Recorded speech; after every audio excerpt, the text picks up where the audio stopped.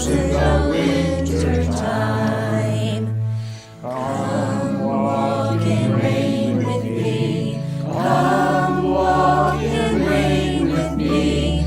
Come walk in rain with me, that I might know your mind. And I'll bring you hope when hope is hard to find. And I'll bring a song of love and a rose in the winter time. Come share a rose with me. Come share a rose with me. Come share a rose with me, that I might know your mind. And I'll bring you hope when hope is hard to find. And I'll bring a song of love and a rose in the winter time. Welcome to the Unitarian Universalist Congregation of Hillsborough online worship service. My name is Allison Mahaley, and I'm your worship associate today. I would like to thank Dr. David Campt, our speaker, Wendy Calvin, our videographer, Aviva Enoch, our music coordinator, and the many wonderful singers that will be featured throughout our service. Most of all, I would like to thank all of you, our virtual audience, for joining us today. Before I get started, I would like to make a few announcements. UUCH has engaged a new online way of accepting donations. We are a nonprofit religious organization that is sustained solely by donations. If you would like to give, please see our website at uuchnc.org or look in the comments field as you watch this video. This is also, the month of November has a fifth Monday, which means that Sherry Woody is organizing a Food for All donation. Food for All is an organization that provides a hot meal, no questions asked, for anyone who shows up. We appreciate Sherry's willingness to coordinate the effort for us around this, and to everyone who has signed up to help and donate. It truly takes all of us. Now let's transition into our worship mode. Let's clear away all the thoughts and clutter in our minds and be open to receiving the message this morning, even if it might be hard to hear or make you a bit uncomfortable. Let's begin with a reminder about who we are and why we gather. We are a community of liberal, open-minded people who strive to connect with one another in love. Our spiritual home is located at 1710 Old NC 10, but our community stretches far and wide with loved ones who join us from all over the country as we engage in Sunday worship online. We are a people defined by covenant, not creed. That means that we have committed to a way of being rather than to a statement of belief.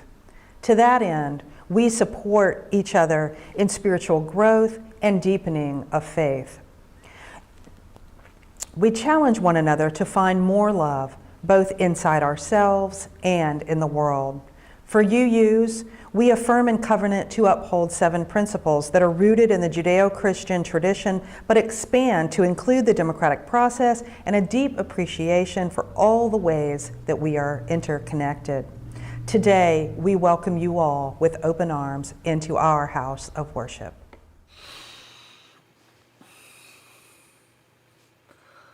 Light the candle.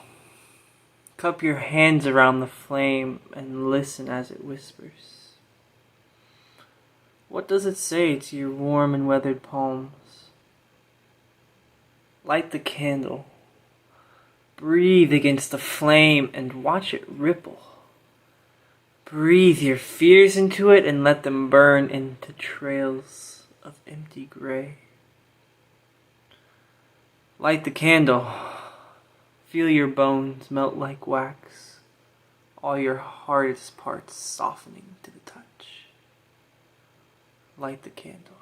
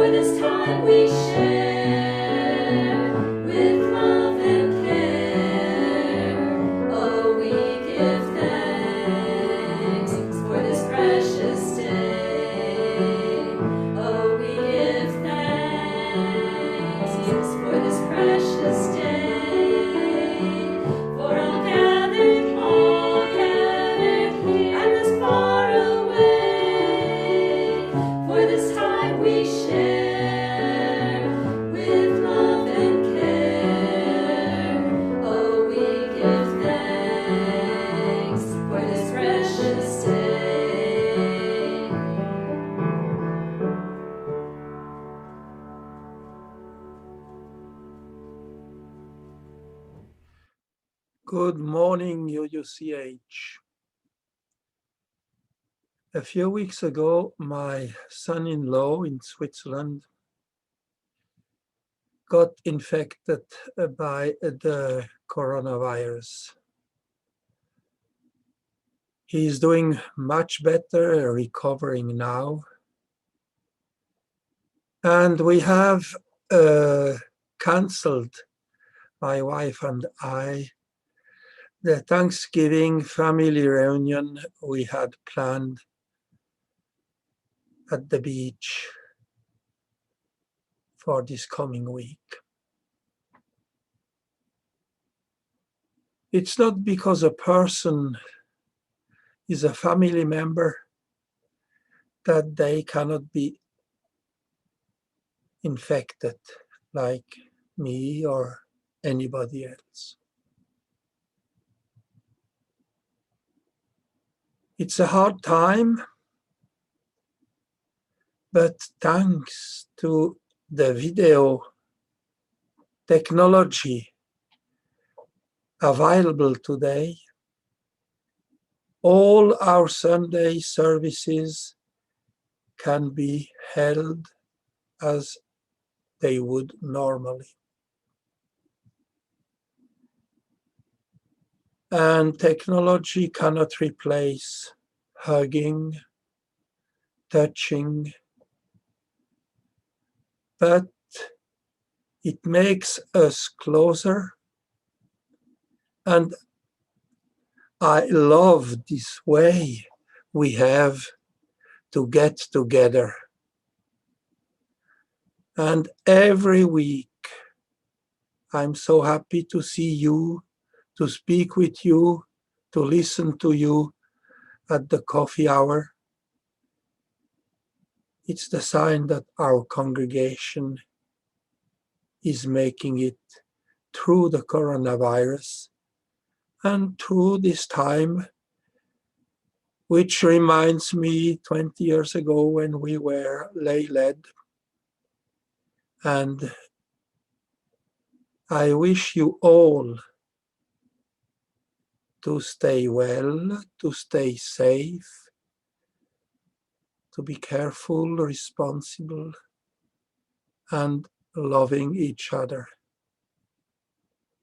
And use the technology we have to get together as much as we can. Always wear a mask, always 6 feet apart. That's hugging today. Ours is a welcoming community where we find connection, a sharing community where our joys are celebrated, and a caring community where our sorrows are lessened. Each Sunday, we take a moment to share and reflect on the special happenings that have occurred this week in our lives. For those who would like to share in the comments or the chat, please do, and know that everything shared aloud and in silence is held tenderly in the heart of this community.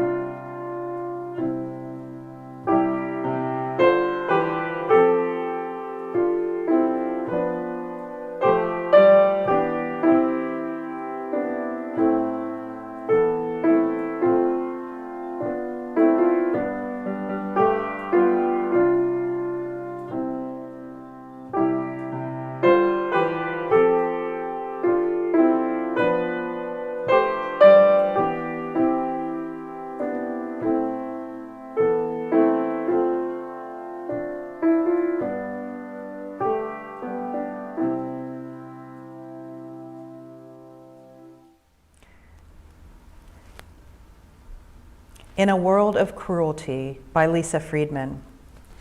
In a world of cruelty, there is still power in every act of kindness. In a time of doubt, there is still power in every act of hope. May we remember that sometimes the fragments of meaning we make are just the right size to hold in our hands.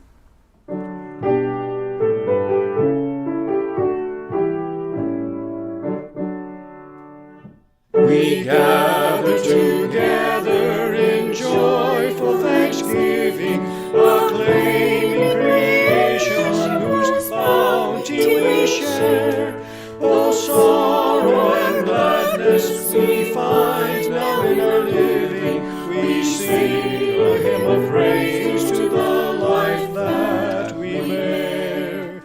We gather together to join in the journey, confirming, committing our passage to be a true affirmation in joy and tribulation. When bound to human care and hope, then we are free.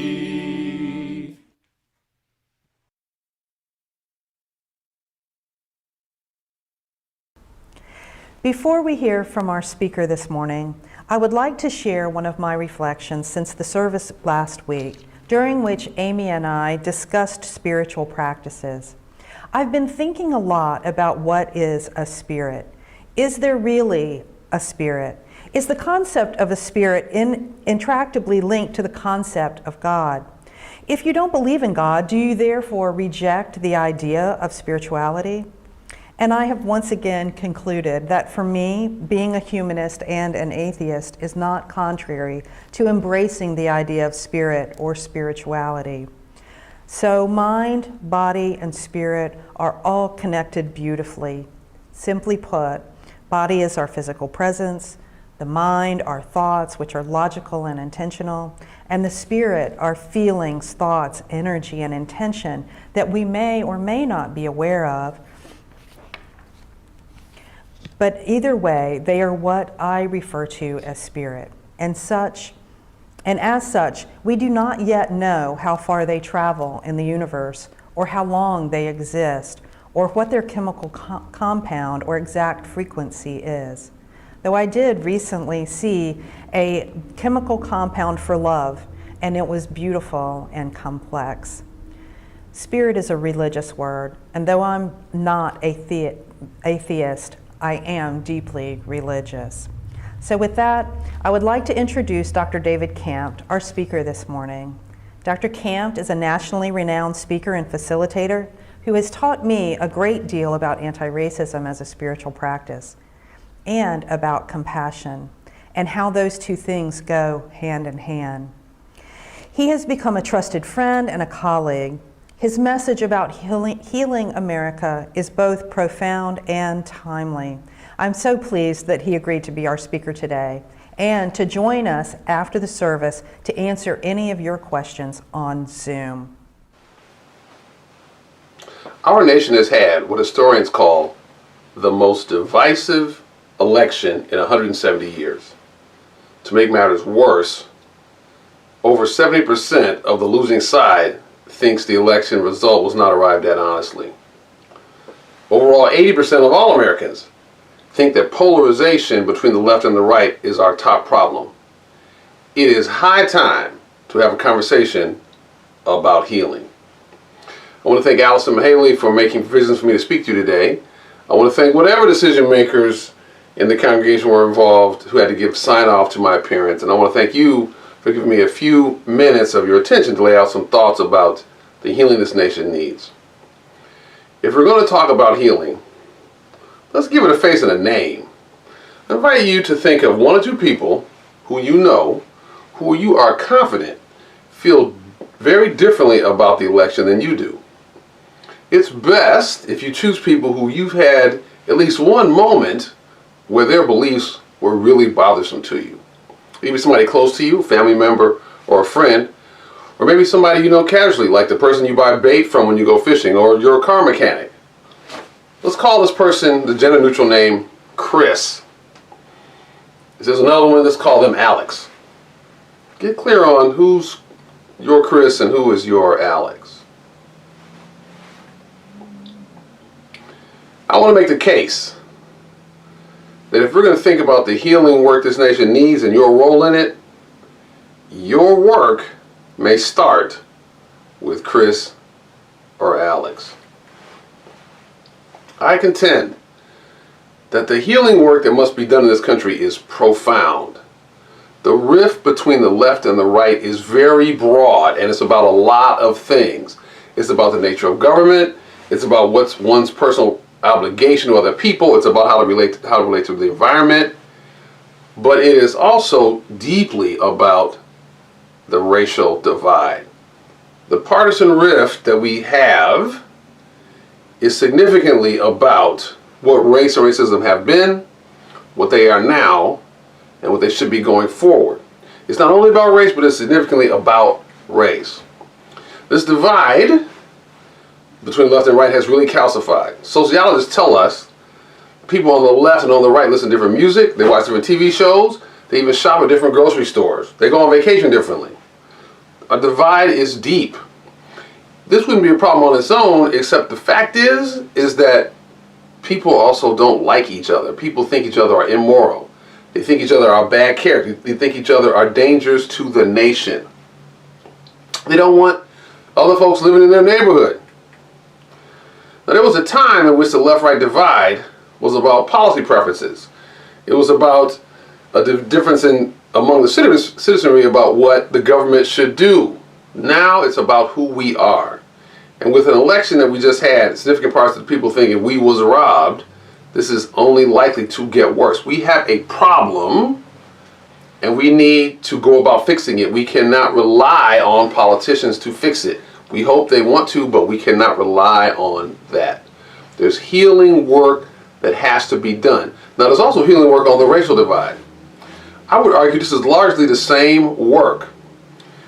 But this is not because the divide is white versus non-white. That's not the best way to think about it. Rather, it's between people who think that racism against people of color needs special attention and those who feel that racism affects everyone equally. Unfortunately, our political parties have lined up on opposite sides of these questions, which has made our politics highly racialized. You can see that in looking at how groups vote. I'm going to give you the Democratic-Republican vote in the last election. Blacks, 87-12. Latinos and Asians, 32-67. Whites, 41-58. That 58% of whites is very similar to the portion of white folks who feel that racism against people of color is no bigger of a problem than racism against white people, which is 55%. Let's track that multiple times over surveys over the years. It tracks very closely. As you know, I do a project called the White Ally Toolkit as part of the Dialogue Company, and our goal is to move that number from 55% to 45% by 2025. So in the course of trying to do that, I've coached a whole bunch of white folks in trying to get them to be better coaches to a whole bunch of Chris's and Alex's in their life. I try to coach them so they can coach other people more effectively. Now, just to be clear, before we go any further, it would be crazy to think that there's no racially problematic people on the left and there's no anti-racism allies on the right. That's ridiculous. So I acknowledge that is not a universalism, but there are some trends and they cut like they cut. So let's just be honest about that. And so the question we have to deal with is what is our both responsibility and obligation and opportunity to do some work on the racial divide and the polarization divide. As I've done this work, having people work on these divides over a period of years, it has come to me that there's three words that best capture what the work is for everybody to do. All three words start with C, they'll have a double S in them. The words are compassion, concession, and confession. Let's start out with compassion. Promoting my last book, Compassion Transforms Contempt, I suggested that in the run-up to the election, that the best way for somebody who's on the left to talk to a Trump supporter was to calm things down, to make a better conversation, was to start out by offering some positive qualities of the president. So I've been in Unitarian churches and other churches, and I would just say, okay, what are some positive qualities of him? And I have been amazed at the way that people will just holler out what amounts to, he has no good qualities. Now these are people Unitarians who believe in the universal dignity of all people, and Christians who believe in the healing power of Jesus that goes for everybody. So we have to look at questions like that. What is going on with us that we're so agitated that we make those kind of statements that seem to go against our deeply held beliefs? I have to ask the question, and you got to ask yourself the question, do you think that he or other people are beneath compassion? Stephen Miller, the architect of the Children in Cages policy, is he beneath your compassion? We can go down the list of other people. Certainly their actions are despicable, but I think it is important for everybody to ask themselves, can I find compassion for such people? Are there human beings not worthy of compassion? If part of you hollers out yes, you might want to think about that. More to the point, think about Chris. Think about that difficult conversation you had with Chris or with Alex. And think about, where was your compassion? Did you have it at that point? Do you always have compassion for Chris? Or do you only have compassion for Chris when you're not disagreeing? Gandhi said, it is easy enough to be friendly to one's friends, but to befriend the one who regards himself as your enemy is the quintessence of true religion. The other is mere business. Many white allies respond to my exhortations of compassion by complaining about what they think are the completely nonsensical beliefs of the Christians in their lives. Oh, it's the president's birthplace. That's so crazy. It was crazy. It's a fraudulent election now. That's also crazy. They cite the stupidity and the underlying evil of these beliefs as evidence they should not be expected to gin up their compassion. In my opinion, compassion is about putting yourself in the other person's position and asking, could I be them if circumstances were differently?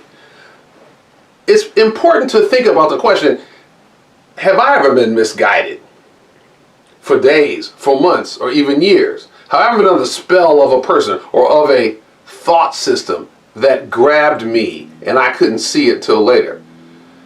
From what I know from being around Unitarians, a whole bunch of people in Unitarian Church feel like that's true. That they spent time holding beliefs that they only later came to realize weren't true. Many people have talked about recent political behavior as exemplifying cultish behavior. But here's what's useful to know. People who get people out of cults, cult rescuers, they say that the way to get through to people is not to oppose what they believe. It's not to fight with them what they believe, but it's to listen to them. Listen without opposing. Listen from a stance of compassion, from a stance of caring.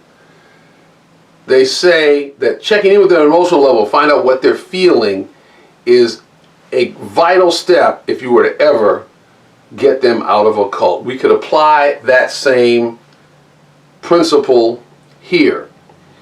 Now, I would just say that in addition to caring, an important part of compassion is curiosity. If we truly believe that we are all equal in our humanity, just separated by circumstance, we can usually focus our attention on the mystery of how they came to be them, so different from us.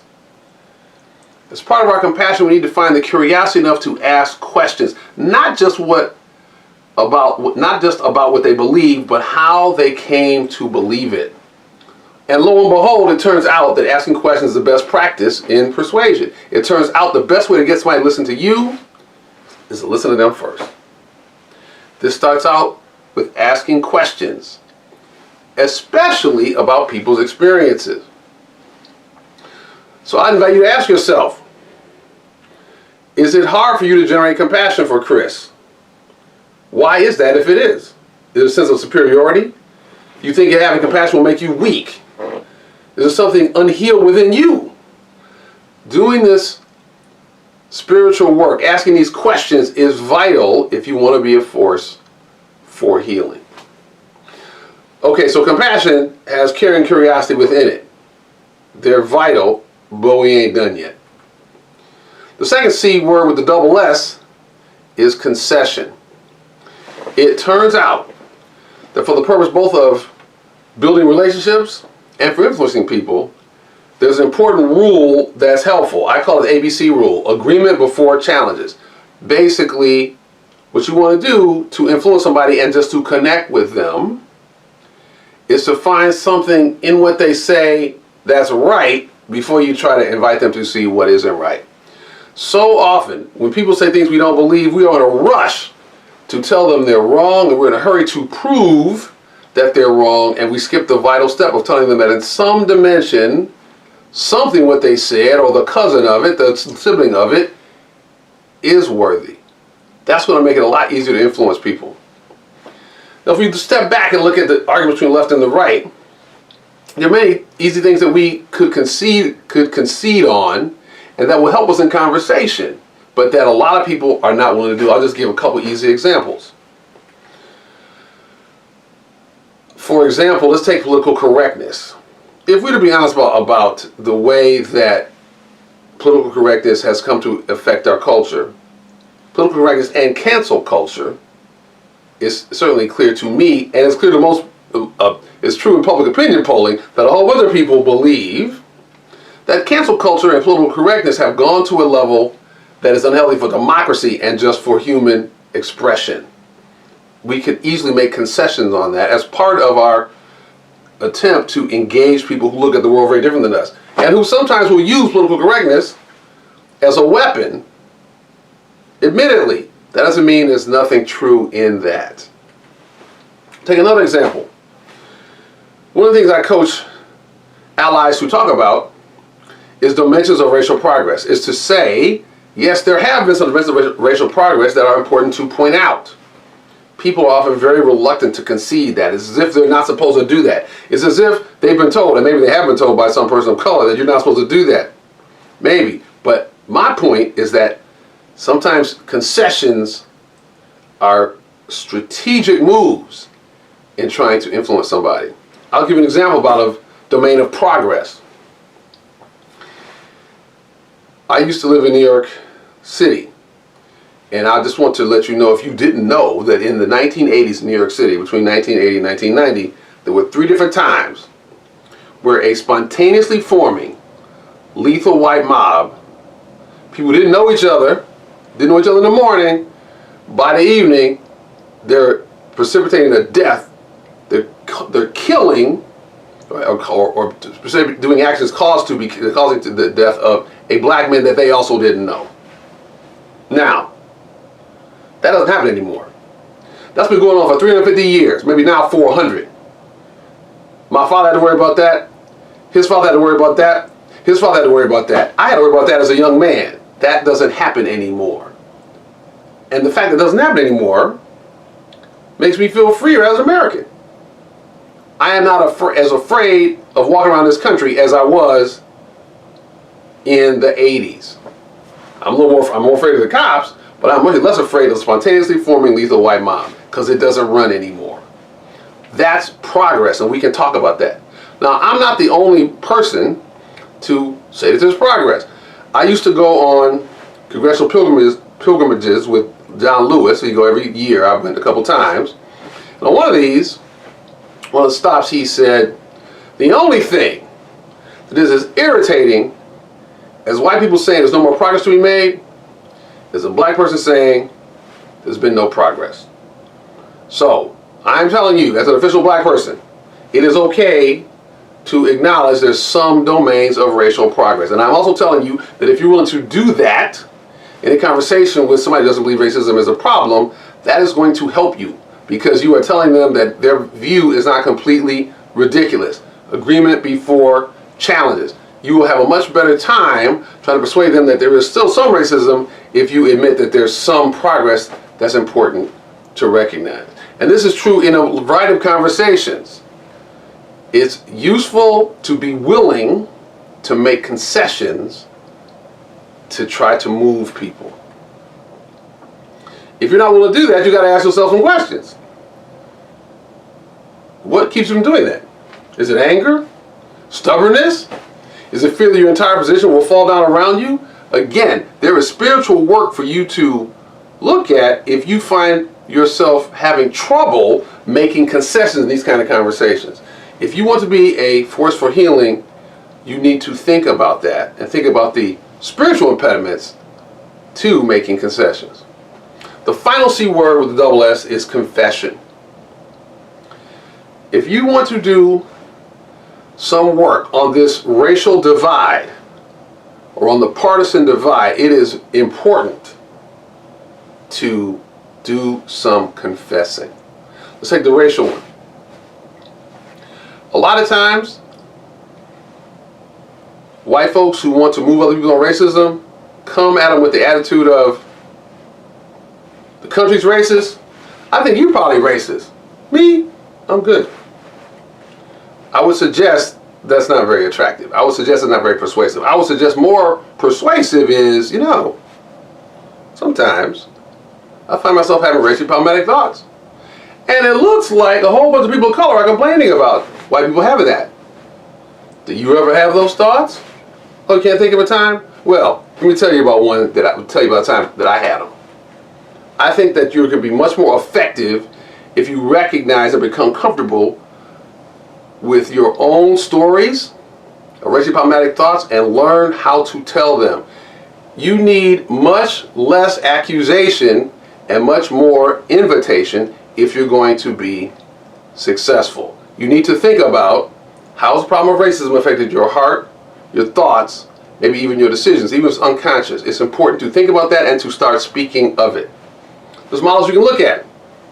In 1993, Jesse Jackson said, this is a quote, "There's nothing more painful to me at this stage of my life than to walk down the street, hear footsteps, and start thinking about robbery, then I'd look around and see someone white and feel relieved."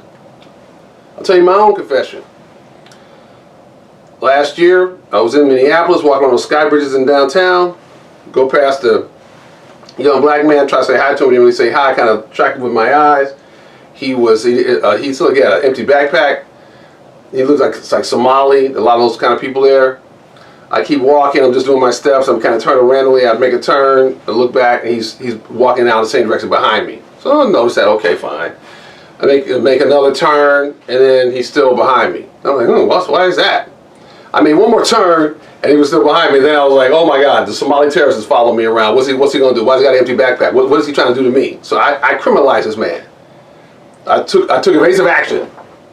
Stop, look at my phone, let him go by, and then he turns and goes into a luggage store where he's getting his backpack fixed. I criminalized him like people criminalized me. So I just did a confession with you. You just heard Jesse Jackson.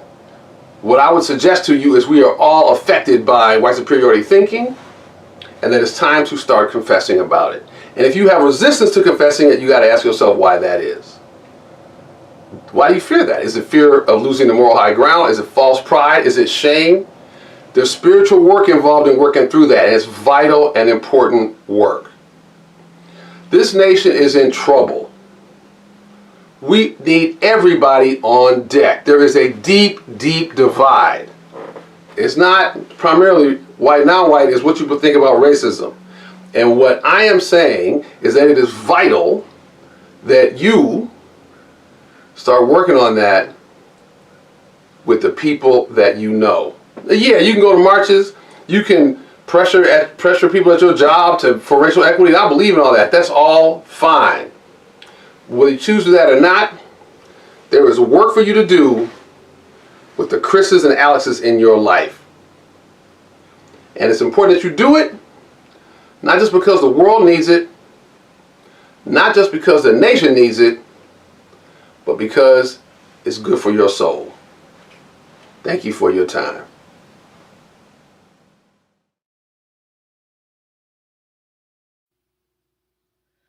Building bridges between our divisions, I reach out to you, will you reach out to me? With all of our voices and all of our visions, friends, we could make such sweet harmony. Building bridges between our divisions, I reach out to you, will you reach out to me? With all of our voices and all of our visions, with friends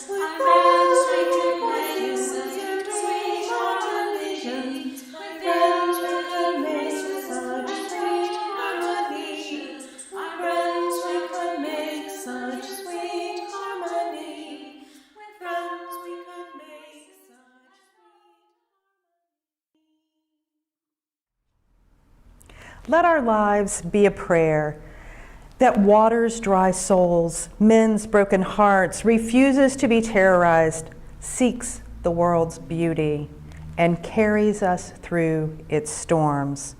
We extinguish this flame, but not the spark of joy in our worship, the fire of commitment, or the warmth of community. Blessed be, my friends, and go in peace.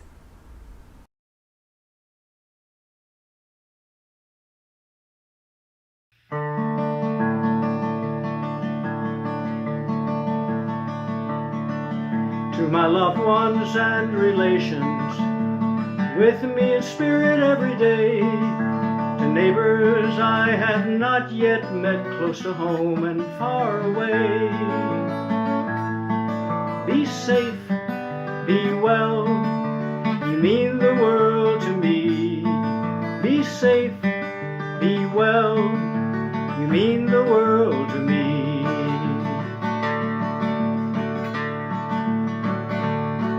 To my friends who make good music, sharing joy both far and wide, and to those who we depend on to teach, to heal and guide. Be safe, be well, you mean the world to me.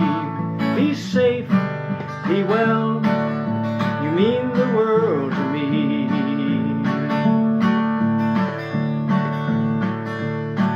And to all who hear this message, to strangers and to friends, here's an embrace of music until we meet again. Be safe, be well, you mean the world to me. Be safe, be well, you mean the world to me. Come on now, be safe, wash your hands,